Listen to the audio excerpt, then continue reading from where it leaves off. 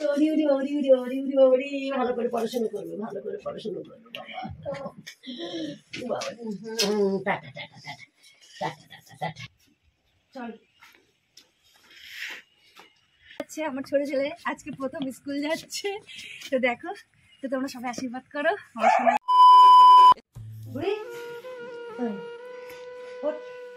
কি রে, উঠবি না?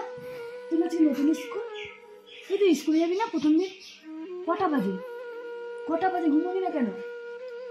হ্যাঁ, কি কি কি কি একই সঙ্গে যাবি? কি কার সঙ্গে? দাদার সঙ্গে? ওঠ ওঠ, কটা বাজে ওঠ। ইস, তুই স্কুল যাবি না? এই রে,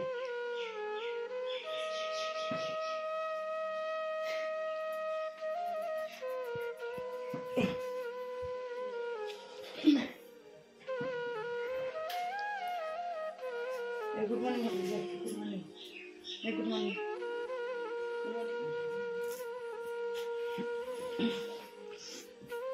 ওরি ওরি ওরি ওরি ওরি ওরি ওরি ভালো করে পড়াশোনা করবে, ভালো করে পড়াশোনা করবে বাবা বাবা। Tata tata tata tata tata tata. চলে যাই ভালো লাগছে। Tata tata tata, bye bye, good bye, গেয়া। ও নো,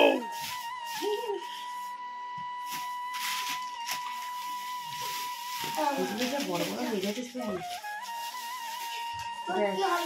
তোমার পুরানো জুতোটাই পড়তে হলো? ওই জুতোটা কি হয়েছে, বড়?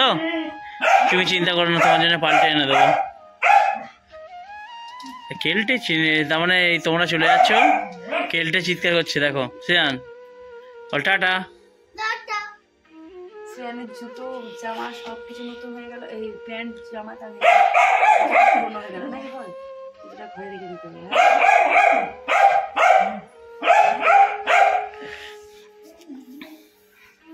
কুটু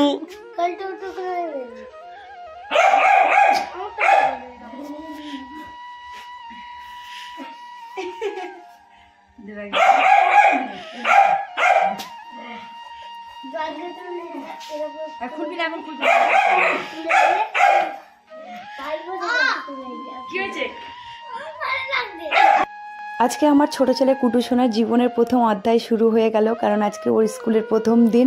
তো এদিকে দেখো বড় ছেলে ভাইকে স্কুলে নিয়ে চলে যাচ্ছে। তো প্রথমে কিন্তু খুব খুশিই ছিল, তারপরে স্কুলে গিয়ে একটু কান্নাকাটি করছিল। প্রথম দিন স্কুলে গেলে বাচ্চাদের যা হয় আর কি, তো কুটু সোনাও কিন্তু সেরকমই করছিল। তো আমি ভেবেছিলাম যে স্কুলে মনে হয় ও থাকবে না, ওর বাবার সঙ্গে স্কুলে গেছিলো। তো আমি ভেবেছিলাম যে কান্নাকাটি করবে মনে হয়, কিন্তু সেরকম অতটা কান্নাকাটি করেনি। প্রথমে একটু কেঁদেছিল, তারপরে ও স্কুলে ক্লাস করেছে কিছুক্ষণ করার পরে, তারপরে সারা স্কুল কিন্তু ও ঘুরে বেরিয়েছে। ও দুটো দাদা ছিল, তাদের সঙ্গেও খেলাধুলো করেছে। তো স্কুলটা প্রথম দিন মোটামুটি ভালোই কাটিয়েছে। তারপরে এদিকে দেখো আমি কিন্তু এই রান্না বসিয়ে দিয়েছি, কারণ আমাদের বেরোতে হবে, সেই জন্য কিন্তু প্রথম দিন আমার কুটু সোনাকে স্কুলে নিয়ে যেতে পারিনি, ওর বাবাই নিয়ে গেছিলো। আর এদিকে কিন্তু আমি রান্নাটা বসিয়ে দিয়েছি। আর আজকে রান্না বেশি কিছু করার সময় ছিল না, সেই জন্য কিন্তু ডাল, বেগুন ভাজা আর আলু ভাজা করেছি, কারণ আমাদেরকে বেরোতে হবে। তো আমরা এদিকে কিন্তু বেরিয়ে গেছি। ছেলেদের স্কুল চলছিল, সেই স্কুল চলাকালীন কিন্তু ছেলেদেরকে স্কুল থেকে নিয়ে চলে এসেছি। তো আমরা কিন্তু শিয়ালদা এসেছি। আর শিয়ালদা এসেও দেখো এদিকে বড় ছেলের কি দুষ্টুমি, ওর দুষ্টুমি সব জায়গায়। আর তারপরে হচ্ছে জানো তো, ট্রেনে এত ভিড় ছিল কি বলবো, আমার ব্যাগটা ছিঁড়ে গেছে ছেলেদের নিয়ে উঠতে উঠতে। তো আমরা দেখো এসে গেছি হসপিটালে। আমার দুটো দাদা এসেছে চেক আপে, মানে আমার শেষদার ব্রেন টিপি হয়েছিল। 1 বছর আগে আমি ভিডিও দিয়েছিলাম যে শেষদা একদম পুরো মরে যাওয়ার মতো হয়ে গেছিলো। তো ঠাকুরের আশীর্বাদে এখন মোটামুটি ভালোই আছে। তো ওই দেখো শেষদা কিন্তু দাঁড়িয়ে আছে, আর এটা হচ্ছে ছোটদা।